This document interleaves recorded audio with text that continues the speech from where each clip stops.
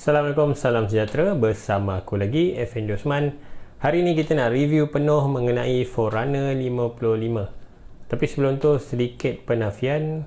Forerunner 55 ni aku beli sendiri. Aku tak dibayar oleh pihak Garmin untuk buat review ni. Video ni berdasarkan pengalaman menggunakan produk ini sendiri. Aku akan pecahkan segmen ni kepada beberapa chapter untuk mudahkan korang, sebab aku rasa video ni akan jadi terlalu panjang. Pertama sekali kita pergi untuk harga. Harga yang ditawarkan untuk Forerunner 55 ini adalah RM960. Jadi ini antara jam tangan Garmin yang berada pada harga di bawah RM1000. Seterusnya kita pergi pula kepada reka bentuk. Jam masih mengekalkan reka bentuk yang lama, iaitu berjenis bulat, sama juga seperti Forerunner sebelum ni. Lens adalah chemical straighten glass menggunakan quick release band bersaiz 20mm. Untuk dia punya display pula adalah 26.3mm, agak kecil lah. Tapi kalau tengok kat sini punya ruang hitam ni memang sangat besar. Display type adalah jenis MIP, sama juga seperti model Forerunner lain. Kita pergi pula kepada sensor. Untuk Forerunner 55 ini sama juga seperti Forerunner 245, menggunakan heart rate monitor jenis elevated heart rate 3.0, walaupun sama seperti 245, tapi jam ni tiada sokongan SpO2 sensor, hanya ada heart rate monitor. Untuk GPS pula sama seperti Garmin sebelum ni, menyokong GPS only, GPS dengan GLONASS dan GPS bersama Galileo. Tiada sokongan satelit lain, hanya ada GLONASS dan Galileo. Untuk sokongan sensor dan juga aksesoris hanya menyokong footport, external heart rate monitor, speed dan juga cadence sensor. Seterusnya kita pergi pula kepada widget. Untuk yang baru pada Forerunner 55 ini adalah Daily Suggested Workout. Daily Suggested Workout ni adalah satu features di mana jam akan memberi cadangan aktiviti untuk kita lakukan setiap hari. Untuk detail mengenai Daily Suggested Workout ni, korang boleh tengok link dekat atas ni, aku akan sertakan nanti. Selain tu juga ada new body battery punya widget, ada rest predictor, ada performance punya widget dan juga recovery hour punya widget. Ada juga widget untuk kaum wanita, iaitu menstrual cycle tracking, di mana widget ni boleh digunakan untuk track kita punya period atau pregnancy. Seterusnya kita pergi pula kepada features. Forerunner 55 juga ada incident detection and assistance, ada Pace Pro Lite. Pace Pro ni kita boleh gunakan untuk tetapkan kita punya pace mengikut kilometer. Jadi kita boleh plan sama ada nak buat negative split atau positive split. Benda ni boleh kita tetapkan di dalam aplikasi Garmin Connect dan kita pushkan informasi tu kepada jam. Jadi kita boleh lakukan aktiviti berdasarkan Pace Pro atau pace yang kita tetapkan di dalam Pace Pro. Feature seterusnya adalah Finish Time Estimator, di mana kita boleh pilih aktiviti, contoh 5km atau 10km, dan kita lari, jam akan beritahu berapa masa yang dijangkakan kita untuk habiskan aktiviti berdasarkan pace atau kelajuan semasa kita. Selain itu juga jam ni ada juga fungsi virtual run, di mana kita boleh lakukan aktiviti Zwift Run atau Rouvy menggunakan mode virtual run. Features atau fungsi seterusnya, jam ini menyokong IQ Store. Kalau sebelum ni Forerunner 45 hanya menyokong watch face, tapi untuk Forerunner 55 ni menyokong watch face, data field dan juga application, di mana kita boleh install aplikasi Stride untuk pairkan jam kita dengan Stride punya pod. Seterusnya kita pergi pula kepada pod profile atau activity profile.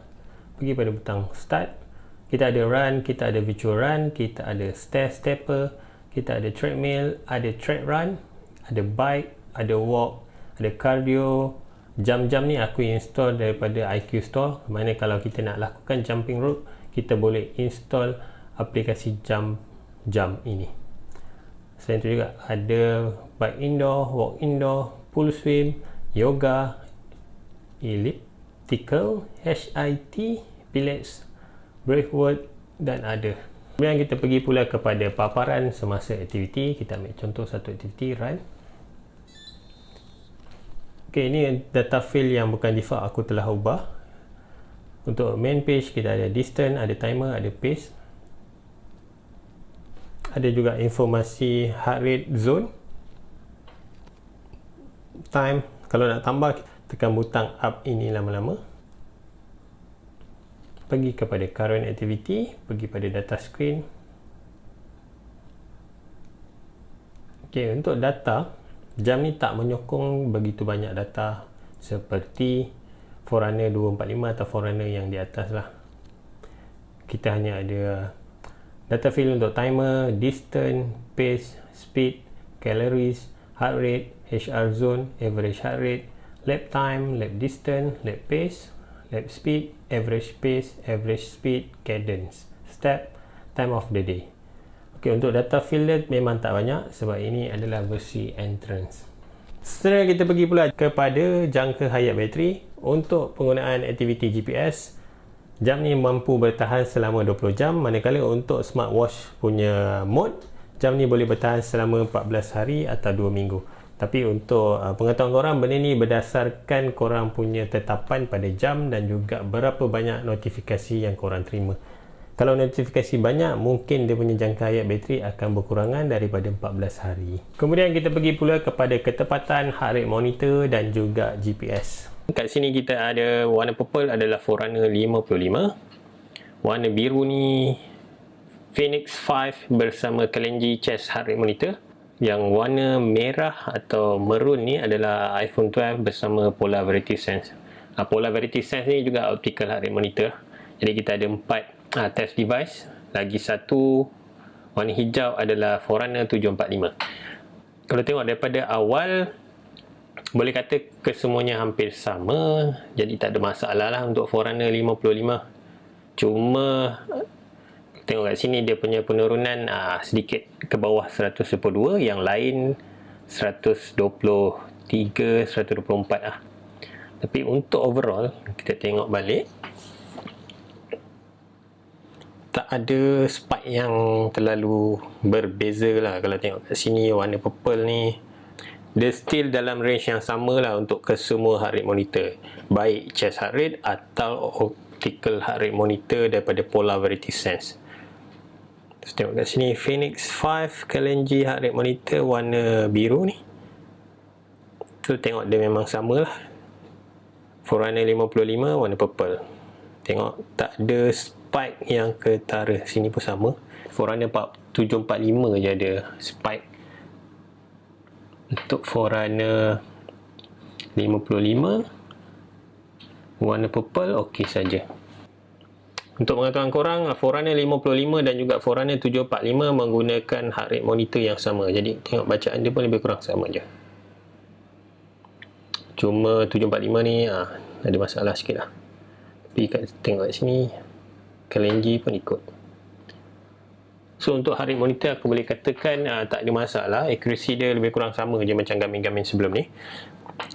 Aku punya pengalaman menggunakan optical heart rate monitor daripada Garmin memang tak ada masalah. Aku boleh kata selama aku pakai, jarang lah aku jumpa aku punya heart rate spike ke apa. Jadi heart rate monitor memang perfect, tak ada masalah. Gunakan 4 device, iPhone 12 warna kuning, Forerunner 745 warna purple, Forerunner 55 warna merah dan juga Phoenix 5 berwarna hijau. Kalau tengok kat sini, memang laluan Forerunner 55 ni memang cantik. GPS line dia memang smooth dan straight sahaja, tak ada gangguan seperti iPhone 12. Untuk pengetahuan korang, chipset GPS Forerunner 55 dan Forerunner 745 adalah sama. Kedua-duanya menggunakan chipset yang baru, lebih menjimatkan bateri lah. Kita lajukan sedikit. Okey, tengok kat sini GPS line dia memang cantik. Aku memang berlari di tepi jalan, aku bukan lari dekat sideway ni.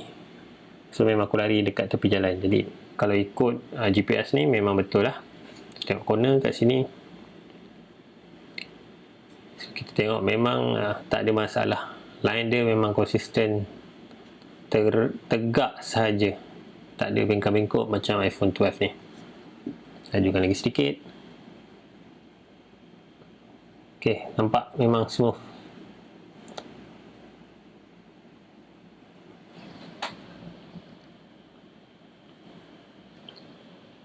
Aku boleh katakan dekat sini untuk ketepatan GPS tak ada masalah. Memang terbukti Forerunner 55 ni GPS nya memang tepat.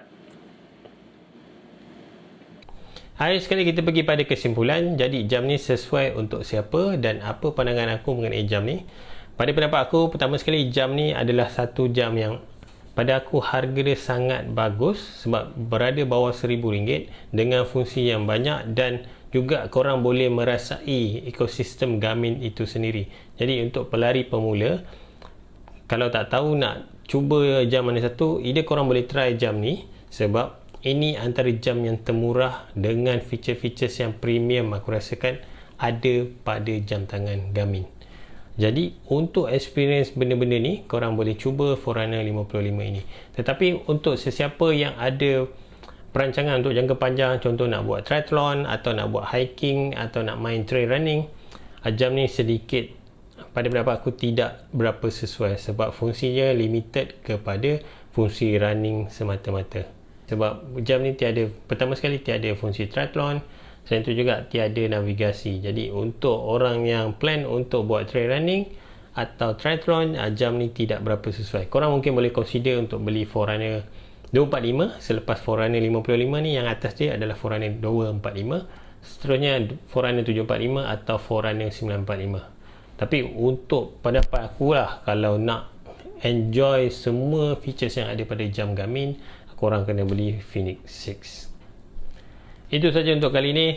Macam biasa, kalau korang rasa video ni manfaat, jangan lupa subscribe, like dan share kepada kawan-kawan.